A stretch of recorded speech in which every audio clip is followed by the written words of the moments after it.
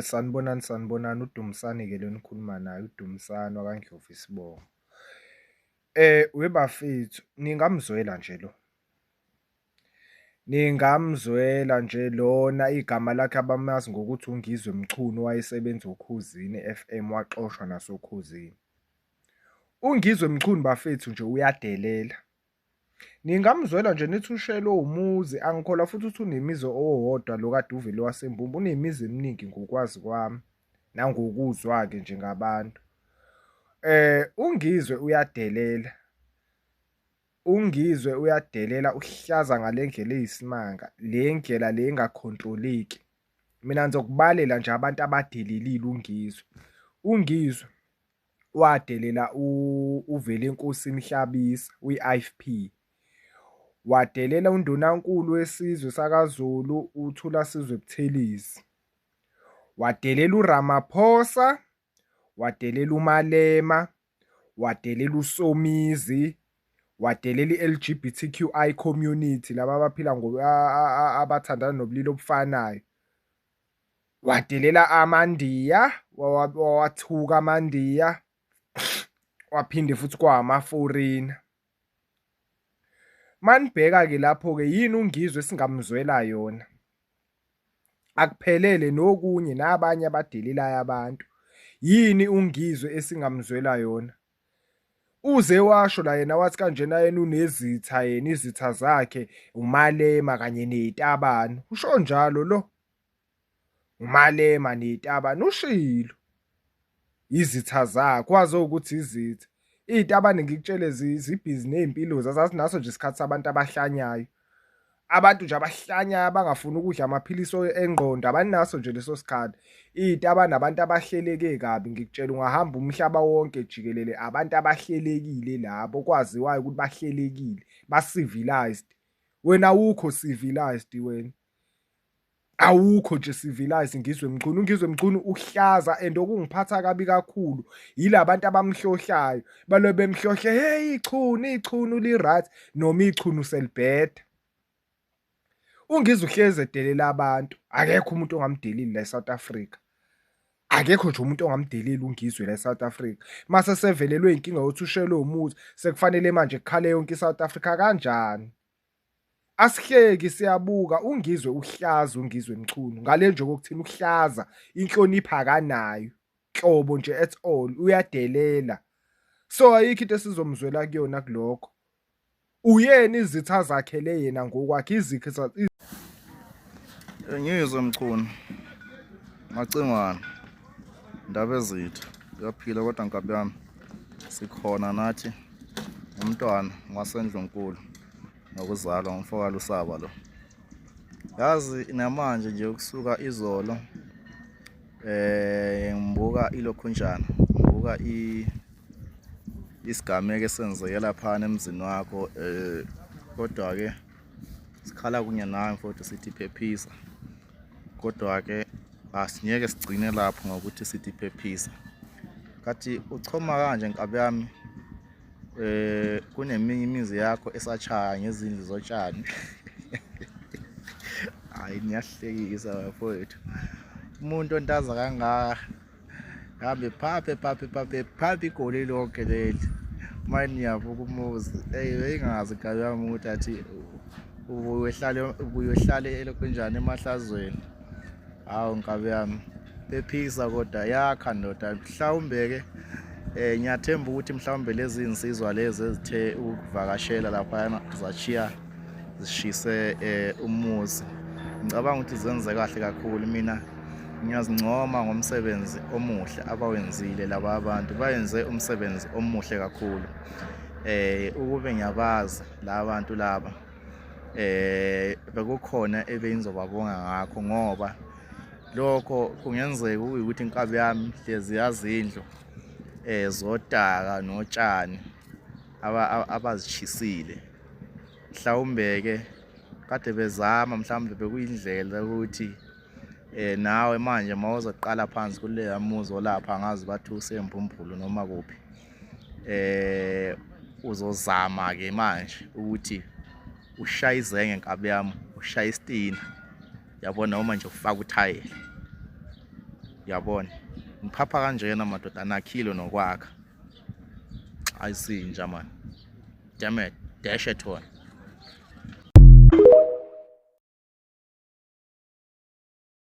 Khona kangisho ukuthi bazichisela umuzi wabo ukuze bathola ama donation bayakha umuzi ongcono. No, angisho njalo bafethu.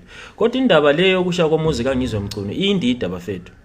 Kanti khona kube kune property bani kade phakathi lapho esha iphele dududu kungasali nje impawu ezikhombayo ukuthi lapha kube kune property. Akukwazi phela ukuthi umuzi ungasha phakathi kusale kungakhombi ukuthi lapha kube kune property ethile, mhlawumbe iTV ishile yancibile kokuyirabha kwasala kuzinsimbi o umbheda nyana o something nje ekhomba ukuthi usho ukuthi bekune iproperty bani kade lapha yokuthi kungasha kusale kuyi ground. Hayi le ndaba indida bafethu. Phela laba bantu ngendlela okudescribe ngayo ukuthi ngabantu kade bezodinga ungizwe Mchunu. Kuthi ukuthi ambonti babelozwelo ukuthi bangaqala bakhipha impahla bese belight indlu. Kusho ukuthi abantu ade bezoqeda ngayo. Njalo bafethu inkabi angazi njalo. But inkabi mina ngakwazi kwami, inkabi kayigeji. Inkabi ayidingi umuntu lapha ngekho khona. Inkabi iya lapho umuntu ekwazi khona ukuthi okwanamhlanje lapha ingamkhutha maybe ngama minutes o ngamase hours nje, kodwa ifike lapha kade khona.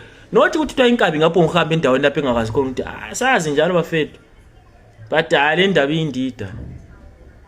Lapha sokungenzeka nje ukuthi njengoba umuntu eyipublic figure uzame nje uyakwazi nje ukuthi abantu vele they will do ama donations masokwenza lesigamo esinjeka lezo asisithi no yithi kanjani ngizama ukuthi ngilayithe la ukuze ngithole but angisho njalo. But hayi indaba indida bafethu akukwazi ukuthi kungasho umuzi kusala ungakhombi ukuthi lapha kune property ezindlini. Hayi akuvuma bafethu akuvuma.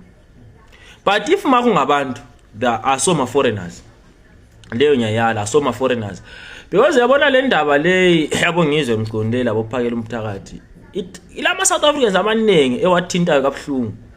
Ngabheka isesikhayela business wise, ngabheka ngapha kusomatekisi abasasebenzi kahle ngoba abantu abasahambi babekela ama protest lawo. Ubusubheka laba abanini bezitolo ukuthi abanikazi bama building lapho kurenta khona amakula ukuthi labo these days irent ayithi kungena ngoba isitolo sivaliwe.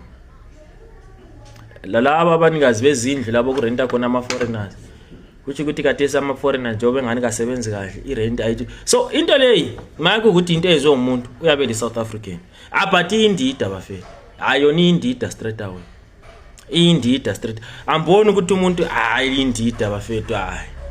Lapha naje so umuntu isathi ngabona ukuthi njoba esegain popularity via into leyo ukuthi kabahambe wase decide ukuthi awubona nje ukuthi okumuzi kwami lokhu yakho ishita ngikhipha isithunzi mana sihle sikuqede kwenza into lama donations ngibese ngiyakho umuzi ongcono. Hayi mina ngowami umbono bafethu ngoba indida lento bafethu akukwazi neke akuvumi. Abanye selingilanda ku inbox lisithi ngimo ukuphawula ngezinto ezenzakala eSouth Africa. Abanye liya comment lapha lithi hey uhlanganaphi lezi zinto ezenzakala eSouth Africa. Guys, I'm sorry to say this but inkulumo yenhle itshengisa i high level of downness. Itshengisa impela ukuthi ngodanda you don't understand into ekuthiwa i-geopolitics. Into kumele izwisise ukuthi into eyenzakala ku country A kuyam affecta u country B. Is either affecta positive or negative. Ithini ke lifaka esithombeni kancane.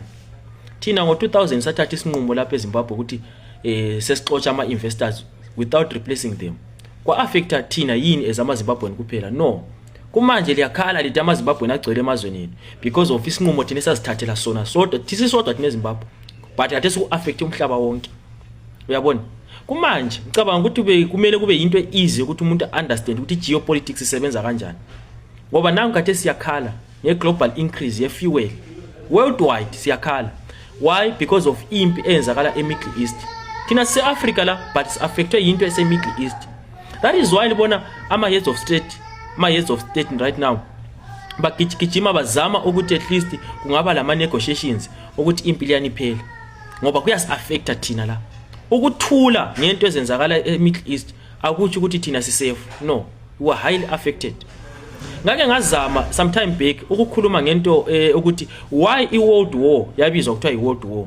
Ngizama ukuchasisa ukuthi into mayisenzakala kwelinye ilizwe akuthi ukuthi umakhelwane kumele kubethule kumbe kumele bagoqe izandla kuyaba affecta vele ukuthula kwakho kuyaba affect. So guys, you need to start and understand into geopolitics. So lizozwisisa ukuthi ukukhuluma ngezinto ezenzakala kwelinye ilizwe, it's not like ikuthanda ukukhuluma, but yiku-understand ukuthi amazwe la amazwe asebenzisana njani, i-geographical location, lento zonke ezihamba kanjani, zi-influencer njani i-foreign policy yelizwe. Into kumele lizwisise le, hayi kubonga ukuthi likuthathe nje ngendlela ukuthi hayi wena naka indaba zomuzi wakho, thina okomuzi wethu hayi okomuzi wethu ungakuthinti. Even singafuna ukuthi sikuyehlise sikufake ezingeni lokuphila sibile emakhaya ethu. Wena ma uyisakhamuzi ungathatha isinqumo sokuthi awufuni ukuthi support abantu abakho awubathengele ukudla abayenzini, kuyas affect isigaba sonke, ngoba abantu abakho bazaqalisa ukutshontsha, bazaqalisa ukuhamba becela emzini yabantu be affecta ibudget zabanye abantu. Indlela kumele uassess ukuthi the way onophethe ngayo abantu abakho esilonga ungaba support ku affect isigaba sonke. So into eyenzakala eSouth Africa ma ibulala i-economy eSouth Africa is affecta sonke, especially thina amazwe lapha ku SADC region kuyas affecta kakhulu. So lapha kusibona khona ukuthi lapha there is a need ukuthi lathi singafaka input, we need to put that input, because ukuthula it doesn't mean ukuthi you are safe.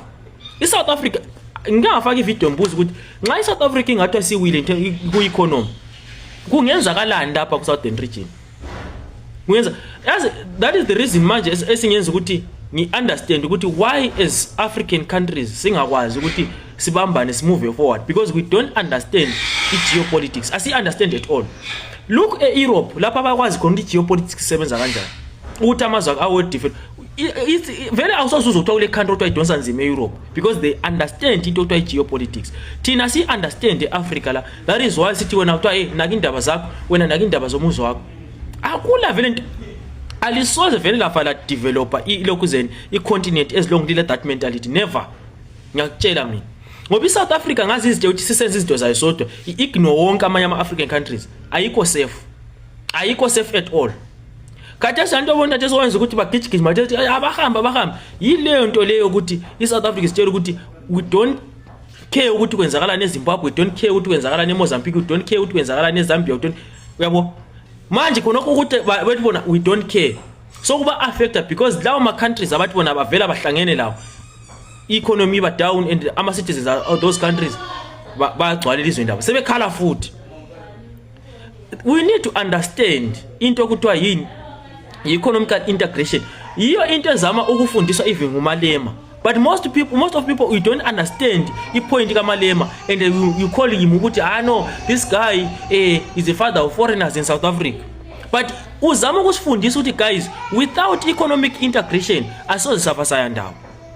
Economic integration izalwa kwini? Izalwa i-geopolitics. Lina liphonga ukuthi gijimela uphonga ukukhuluma kuphela. It's not like ukuthi guys siyabe sikholisa ngokukhuluma phakathi, siyabe sikhangela ukuthi no, into le yenzakala la thina is affecta njani kulethi side. And ukuthula doesn't mean ukuthi we are safe. We are not safe. Kumele izizele asokuthanda indaba ukuphonga ukukhuluma ngento ezenzakala kwamanye amazwe, vela kusona ukuthanda indaba. Iyenzakele impi lokuzene eUkraine leRussia yas affecta kabuhlungu lapha eAfrica. Bagijima uRamaphosa la bagijima bazama ukuya negotiate ukuthi impilo aniphele, because we won't lapha nasesisafa la eAfrica. Nansi leqhubeka kade eIran isilimaza kakhulu lapha eAfrica. Asoze ama-head of state asoze ahlale phasa goqa izandla bethule bedizwi. They need to go and negotiate impilo aniphele ukuze lathi kusilungele lapha eAfrica. It's not like ukuthi babe sithanda indaba zamanye amazwe, no, but babe kwazi ukuthi kusi-affecta how economically. Akusebenze lokho, akusebenze. Lingaphonga ukugijima ukukhuluma. You guys, into ezisubuhlungu ukuthi you want to involve yourself entweni elinga-understand you at all ukuthi isebenza njani. Kubuhlungu kakhulu lokho. Hello Mzansi, welcome to Mgosi waseMzansi. People are busy making fun of Ngezwe Mchunu ngemva kokuthi ashelwe indlu yakhe lapha eMbumbulu, guys. There are people who are feeling sorry for him, people are donating for him, but there are people who are laughing at Ngezwe. Some are even saying ukuthi bekasasenendlu yetshani ungasachoma kangaka. The first guy was even saying ukuthi Ngezwe uyazelela, uhlezi azelela abantu, uzelela eMalema, wazelela ama-members LGBTQIA+ community, wazelela bosomizi, wazelela amandiya, wazelela Malema. uyadeserve yonke into lemendakalelako. Some people are saying they don't feel sorry for him because naye usicelile njena, but there are people who are saying ukuthi bayamvela kungizwe mchunu. Do comment your thoughts down on the comment section. Don't forget to hit the notification bell. I'll see you on the next one. I'm signing out, so goodbye.